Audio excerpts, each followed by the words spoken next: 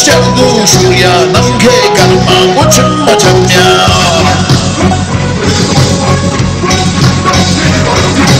오세나 특자 있냐 빈다 장마 냥도 조야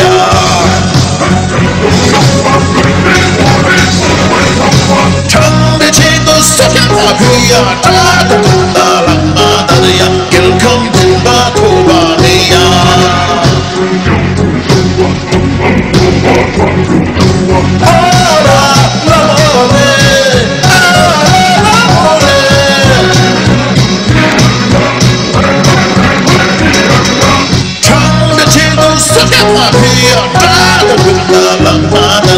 Welcome to Batavia.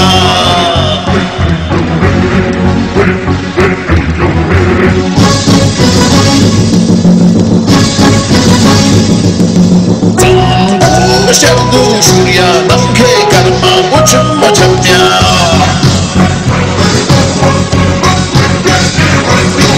Oh, say that's a joy, ya, Binda, Tamba, Yandu, Joya.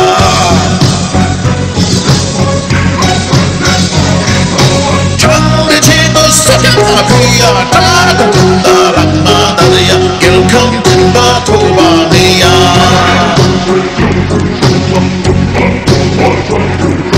Ala la mole, ala la mole.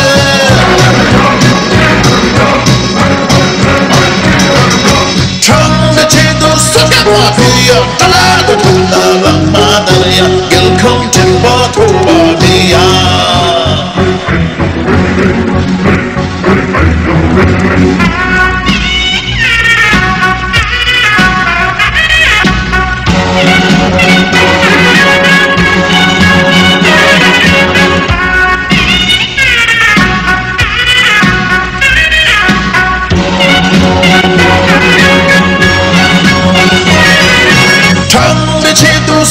Apiya tada tunda rama dariya welcome to Batavia.